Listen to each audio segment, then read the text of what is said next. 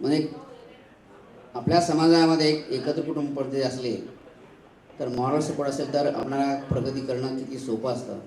पण moral support नसेल तर आपण किती अडचणीत होतो हे आम्ही आत्तापर्यंत भोगलं आहे. तर ज्या लोकांना मॉरल सपोर्ट असेल ते खरंच नशिबान आहेत आणि ज्यांना मॉरल सपोर्ट नसतो ते खरंच त्यांना कार्यावरची कसरत असते. मुलं, घर आणि प्रॅक्टिस करणं हे खरंच अवघड असतं. हा माझा पर्सनल एक्सपिरियन्स. मी डॉक्टर दिनकर बाबूराव गोरे.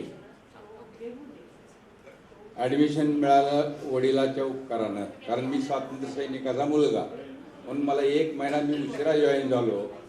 आणि त्यावेळेस बरेच मार्क होते स्वातंत्र्य, फ्रीडम फायटर ऑफ हैदराबाद मुक्ती संग्राम, त्यांच्या जोरावर मी आज इथं उभा आहे, वडिलाच्या क्रेडिटवर. आणि योगायोगानं मुंबईसारख्या ठिकाणी आपल्याकडे ENT नसल्यामुळे मुंबईत गेलो, मुंबईतून लातूरला आलो. लातूरमध्ये IMA असेल, लायन्स क्लब असेल, अशा माध्यमातून समाजसेवा करण्याचे एक वृत्त, थोडासा राजकारणात पडावा अशी खास होती, परंतु चालता चालता ते थोडंसं अडचणीचं झालं आणि सर्व दृष्टिकोनातून आम्ही आपलं या मार्गातच राहिलो. तर मी ज्यावेळेस लायन्स क्लब लातूरचा अध्यक्ष होतो त्यावेळेस लातूर म्युनिसिपालिटी, नॉट महानगरपालिका, आणि आमच्या लायन्स क्लब आणि IMA तर्फे एक कॅम्प अरेंज केला टॉन्सिलेक्टमीचा. You can't believe in a 1 day we have done 210 tonsillectomy operations in Latur city. In Latur त्यावेळेस गिनीज बुक ऑफ वर्ल्ड वगैरे हा प्रकार असता, that would have mention.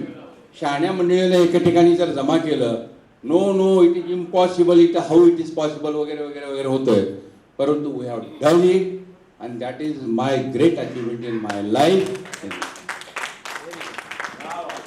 Yes, in sequence we have. माझ्या आयुष्यात कालपर्यंत आठवत होते बालपण आणि तारुण्य मला. जणू फुलाफुलांनी बगीचा बहरला, जणू फुलाफुलांनी बगीचा बहरला. दुःखाने कधीही दंश केला नव्हता सुखाला. आज मी उभी आहे सरत्या तारुण्याच्या टोकाला, वार्धक्याच्या चाहुलीला. आज हिशेब आहे आयुष्यातील सुखदुःखाच्या क्षणिक लीला. आयुष्यात मी सुखावले की दुःखावले, प्रश्न माझ्या मनाला. दुःखाचे अनेक क्षण आले, पण काही क्षण सुखाचे आठवताना जीव माझा भुलावलेला. मला उद्याचा काळ आता स्पष्ट दिसतोय. सूर्य गेलाय मावळतीला, सुस्तावल्यात लांबल्यात सावल्या. जीवन तसंच सुस्तावले, धास्तावलेले पण सावरलेले. जीवनात आशासुद्धा तशाच पालवलेल्या. जणू रवी सांडत जातोय सोनेरी सडा मावळतीला. आम्ही नवीन घरात राहायला गेलो. 4-5 रूम्सच होते आमच्या घरात. आतल्या 2 रूम बेडरूम कम हॉल कम एवरीथिंग, सिटी व्यू. अंग्रेजी में बोलो, हिंदी में बोलो. अरे मराठी समझो ना अभी. समझ के भूल गए, थोड़ा समझिए. आपसे अच्छा बोलता था, अब भूल गया. नहीं, मैं हिंदी में ज़्यादा नहीं बोल सकती, मराठी तो सांग. हाँ, चलो ठीक है, ठीक है. एनीथिंग. काही नाही. आत 2 खोल्यात आम्ही, संडास बाथरूम, आणि पेशंटसाठी बाहेर 3 खोल्या, संडास बाथरूम. पण मग रात्रीच्या वेळेस पेशंट ॲडमिट केली तर इथून उठून स्वयंपाकघरातून मागचं दार होतं त्याला, तिकडून मी पेशंटकडे एंट्री घ्यायची. डिलेवरीचा पेशंट असला की रात्रभर माझी ड्युटीच. करता करता एकदा काय झालं, असेच पेशंट कधीतरी दाखवलेलं. पूर्वी काय असं महिन्याला चेकअप वगैरे नसायचे. काहीतरी 2 इंजेक्शन TTचे घेतले, काही गोळ्या दिल्या असंच असायचं. म्हणजे पेशंटला त्याची काही जागरूकताच नव्हती. मग रात्री मग तिच्याबरोबर वडील आणि आई आले ते पेशंटबरोबर. पेशंट कॉटवर झोपलेली आणि तिचे वडील म्हणाले आमची मिसेस आजारीच असते अहो, फार झोपून असती म्हणाले. मग मधल्या रात्री म्हणलं बघावं आता तास झाला, गजर ठेवून उठले मी. बघायला गेले तर दृश्य काय, आई एक कपड्याचं गाठोडं डोक्याशी घेऊन झोपलेली निवांत, पेशंट कॉटवर, आई खाली साईडला.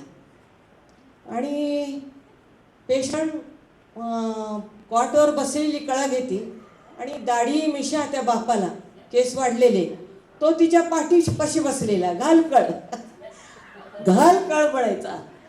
आणि मग झोपेत म्हणलं आपल्याला काहीतरी विचित्र दिसतंय, असं कसं काय झालं. तर असे खेड्यातले लोक डिलिव्हरी करतात. आणि म्हटलं उठायचं आणि बाहेर, ते म्हणाल मी बाहेर पलीकडे बसतो, आत बसायचं नाही हॉस्पिटल, दाराच्या बाहेर. म्हणजे अशी मजा खेड्यातल्या डिलिव्हरीची. Thank you. तो ले उधार किसी के वास्ते हो तेरे दिल में प्यार, जीना इसी का नाम है।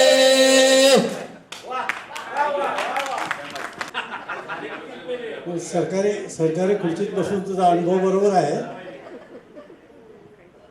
मैं जो आज आपको मेरे प्रैक्टिस की घटना बताने जा रहा हूँ वो बड़ी दर्दनाक है। दोपहर का 3-4 बजे का समय, रेलवे स्टेशन के झोपड़पट्टी में एक 30 से 35 साल की उम्र की स्त्री, अपने पेट में दर्द है इसलिए एक रिक्शा वाला लेके आ रहा है। और उस समय मैं जालना सिविल हॉस्पिटल के कैजुअल्टी यानी अपघात विभाग में काम करता था। 4 बजे के टाइम में जब मैं उसको देखा तो उसमें बाकी सब टेक्निकल पॉइंट्स अभी यहाँ बताने की ज़रूरत नहीं, वो गंभीर अवस्था में थी। लेकिन उस समय ना सोनोग्राफी थी, न कोई इन्वेस्टिगेशन फैसिलिटी थी। 88 में कार्पोसिंथेसिस पोस्टीरियर फॉरनेक्स, जब उसने फ्रैंक ब्लड उसमें आ गया, उसको स्टेबलाइज करने के बाद में ओटी में लेकर उसकी लेबोरेटमी की गई और उस समय हमने ऑटो ट्रांसफ्यूजन दिए। वो जो रिक्शा वाला था, ये बात बहुत समझने जैसी है, उसने खुद ने ब्लड दिया, योगायोग से वो ब्लड ग्रुप मैच हो गया। उस समय जो ब्लड ट्रांसफ्यूजन इन्फेक्शन होता था उसी के लिए भी कोई सुविधा नहीं थी। तो वो ब्लड जैसे पिक्चर में दिया जाता, इधर से एक डोनर दे रहा है, दूसरा इसमें भी जा रहा है, इस तरह का वो छोटा मोटा मिलता जुलता प्रसंग रहा। बाद में वो रिकवरी होने के बाद, it was ectopic pregnancy, recovery होने के बाद में 5-6 साल के बाद में वही पेशेंट धार कल्याण बोल के उधर एक गांव है, वो गांव की सरपंच बनी। और वो सरपंच बनने के बाद में फिर वो मेरे को मिलने का आई। उसने क्या कहा कि अगर आप नहीं होते तो मेरे कब्र पे हरियाली उग जाती, और आज मैं आपकी बदौलत गांव की सरपंच बनी हूँ। इसके बाद में खुदा जब किसी के पीछे लगता है तो बड़ा बुरी तरह से लगता है। 2002 में वही पेशेंट जब आया तो उसको एक सुप्राप्यूबिक बड़ा सारा लंप महसूस हुआ और उसके वो सिम्टम्स उसको ये नहीं लगे। तो वो टाइम में उसको बड़ा फाइब्राइड यूट्रस था। जब वो इस समय सिविल हॉस्पिटल में नहीं निकाले, अपने जमजम हॉस्पिटल है जालना में, डॉक्टर सिद्दीकी बोल के जो हॉस्पिटल से सर्जन हुए थे, 6 महीने इंडिया में रहते, 6 महीने अमेरिका में रहते। तो उनके पास मैं कभी कभी जाता हूँ तो वहाँ पे वो फाइब्रॉइड निकाले। आज भी जब कभी वो जानना आती है तो मिल कर आती है कि आपकी बदौलत ये प्रसंग मेरे पे आया था। मैं 2 बार खुदा ने मेरे को लेके जाने के लिए आमंत्रित किया था और मैं अभी भी हर काम कर सकती हूँ। तो इस तरह से इन टाइम सर्विसेज देने से और क्विक डिसीजन का ज़्यादा इन्वेस्टिगेशन डिपेंडेंट नहीं रहने से इस प्रकार का हम कर सकते हैं। एक छोटा सा इंसिडेंस आपकी परमिशन हो तो और बताता हूँ, शॉर्ट में विदिन 2 मिनट्स।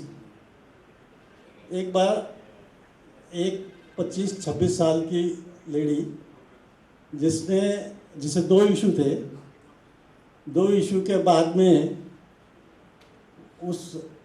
उसके पति से उसकी बेबनाव रहने की वजह से वो अपने मायके रही, ट्यूबेक्टमी हो चुकी थी। मायके रहने के बाद में उस लेडी ने किसी के संपर्क में आने से डिसाइड किया कि भाई मैं इसके साथ रहूँगी। वो अनमैरिड था। उसने इससे आग्रह किया कि मुझे बच्चे चाहिए, मुझे तो बच्चे हैं। तो रिकैनलाइजेशन के लिए गवर्नमेंट के प्रोसीजर बहुत टीडियस है। वो हमारे पास आई तो उसने बताया कि भाई ये रिकैनलाइजेशन कर दो, मुझे ये पति के लिए बच्चे होना बहुत ज़रूरी है, अन्यथा मैं इधर की नहीं रहूँगी, उधर की नहीं रहूँगी। उसके बाद में मैंने उसको कहा है कि भाई गवर्नमेंट में तो जब 2 बच्चे तुमको है तो ये हो ही नहीं सकता। या तो बच्चों का डेथ सर्टिफिकेट हो, जैसे खिलाड़ी भूकंप में अनेक लोगों के बच्चे चले गए और रिकैनलाइजेशन के कैंप वहाँ पे बहुत लोगों के हुए, वसक्टमी का रिकैनलाइजेशन हुआ, ये हुआ। आखिर में वो उस आदमी के लिए औरंगाबाद के कोई प्राइवेट हॉस्पिटल में गई और रिकैनलाइजेशन कराया। मैंने उसको कहा था मुझे 2 बच्चे हैं, दोनों को एडॉप्ट इधर साथ में रहो। वो नहीं माने। उसी समय मैं उसको बताया था कि तुम रिकैनलाइजेशन के बाद में कंसीव हो गए, सक्सेसफुल होंगे नहीं होंगे, लेकिन इसमें भी एक्टोपिक के चांसेस होते हैं। तो वो इन द मीन टाइम क्या हुआ है कि वो लेडी पेट दर्द दे रहा बोल के वापस हॉस्पिटल आई। उसका डायग्नोसिस के लिए उसके पास इन द मीन टाइम वो जिसके साथ में वो रहने लग गई थी उसने उसको छोड़ दिया।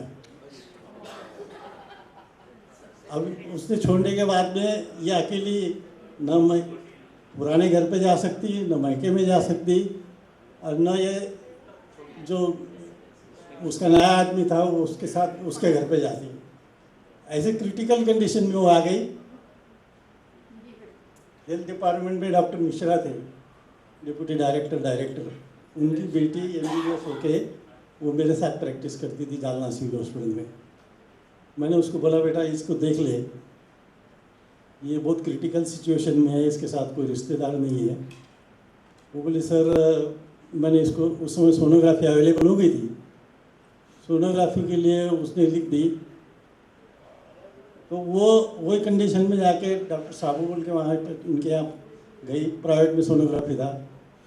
उसके गले में जो मंगलसूत्र था वो जाते जाते शराब मार्केट में सेल आउट करी, और वो सेल करके उस समय 200-300 रुपये में सोनोग्राफी होती थी। तो वो सोनोग्राफी में एक्टोपिक प्रेगनेंसी बताया। वो आने के बाद में वो मनीषा मेरे को बताई कि सर इसको तो एक्टोपिक है, क्या करना चाहिए। मैंने बोला अल्टरनेटिव क्या है, इसका कंसेंट कौन देने वाला है, इसका रिलेटिव कौन है, अभी इसके पास तो ये नहीं है। बाद में हमने क्या की कि भाई उसको, वो बोले मैं मर गई तो भी चलता, लेकिन अब मेरे को मैं साइन देती हूँ। मैंने उसको कहा कि तेरा वो जो आदमी है उसका एड्रेस दे। मैं योगायोग से क्या हुआ है कि मेरे क्लिनिक में जो लेडी काम करती थी उसका पड़ोसी था। मैंने उसको कॉल किया, बोला देख भाई ये मर जाएंगी, इसकी जान बचाना तेरा काम है, तू इसको संभाल मत संभाल, ये तेरा बात, तेरी बात है और इसकी बात है, लेकिन तू मेरे लिए ऑपरेशन होने तक इसके साथ खड़े रहे, कंसेंट दे। मैं गवर्नमेंट ब्लड बैंक से इसको ब्लड दूंगा, सब कुछ दूंगा, आप इतना ही कीजिए कि एक नियर रिलेटिव बोल के यहाँ पे खड़े रहो। और फिर उसका एक्टोपिक का ऑपरेशन हो गया, वो सर्वाइव हो गई। इसके पहले मैंने उस आदमी को मैं बताया अगर तू नहीं रहा तो मैं पुलिस स्टेशन पे खबर करके ये गंभीर परिस्थिति में है और पुलिस को इन्फॉर्म करके इसकी लेबोरेटरी करने वाला। वो मान गया, वो बोला यही पुलिस के चक्कर में गए तो पुलिस ये हो जाएगी, तो मैं खड़ देता हूँ बोले। बाद में वो रिकवर हो गई। उसके बाद में जब जालना जिला परिषद के अंदर, जालना जिला परिषद में डॉक्टर निपुण विनायक जो आज पीएम मोदी के स्वच्छता अभियान के डायरेक्ट सचिव है, ये जालना में सीओ थे। इन्होंने एंटीनेटल क्लिनिक के लिए सोनोग्राफी के पीसीपीएनडीटी सेंटर ग्रामीण भाग में शुरू किए थे और उसके लिए मैं रिटायर होने के बाद में उनके साथ काम करते रहा। तो उस समय वो सोनोग्राफी मशीन कोल्हापुर जिला परिषद में वेटरनरी डायग्नोसिस के लिए सोनोग्राफी लिए थे। ऐसा एक बार पेपर कटिंग आया, मैंने लिया, वो लेकर बताया उनको कि भाई देखो जानवरों की सोनोग्राफी होती है तो जालना जिले की स्त्रियां कितनी कम नसीब है जिनको सोनोग्राफी करने की मतलब सुविधा नहीं मिलती। तो उस समय फिर उन्होंने सोनोग्राफी सेंटर्स के चालू किए। वो पीरियड में वो मशीन खराब होने की वजह से उसको ग्रांट की ज़रूरत थी, बल्कि कीर्ति उड़ान जो एडवोकेट है, जो जालना जिला परिषद के अध्यक्ष थे, उनके घर में गया। जब उनके घर पे गया तो ताजुब की बात यह है कि जिसका एक्टोपिक प्रेगनेंसी रिकेनलाइजेशन के बाद में हुआ, लेप्रोटॉमी हुआ, वो चाय लेके मेरे सामने आई और वो खड़ी हो गई। खड़ी होने के बाद में वो कीर्ति उड़ान एडवोकेट जालना जिला परिषद के अध्यक्ष, वो खड़ी होने के बाद में वो बोली भाई तू क्यों खड़ी है? तो वो बोले भाई साहेब मी याच्यासाठी उभी आहे की मला ज्यांनी वाचवलं त्यांच्यासाठी मी इथं उभी आहे म्हणून। तो ऐसे ओकेजन्स बहुत सारे, समय कम है, मेरे से ज़्यादा अनुभव आपको भी होगा, लेकिन इस तरह के अनेक ओकेजन्स है। मेरे मोबाइल में भी कुछ फ़ोटोज़ है, लेकिन इस समय मैं समय के हवाले से नहीं बताता हूँ। आप अगर अच्छे दिल से, अच्छे मन से, अच्छे विचार से अगर कोई काम करते हैं तो ज़रूर आपको सक्सेस मिलता है। और विशेष बोल के जब गवर्नमेंट में थे तो उस समय किसी से किसी प्रकार की अपेक्षा पैसों के बारे में या कोई किसी माध्यम में नहीं रखना। तो इन सब लोगों के मेरे को 2-3 महीने से जो फ़ोन आते हैं कि हम आपके लिए प्रार्थना कर रहे हैं, हम आपके लिए प्रार्थना। इसलिए मैं आज ये कहता हूँ कि गए 30-40 वर्ष में जो सेवा मैंने किया वो योगा से अच्छी रही और समाज ने उसको एक्सेप्ट किया। धन्यवाद।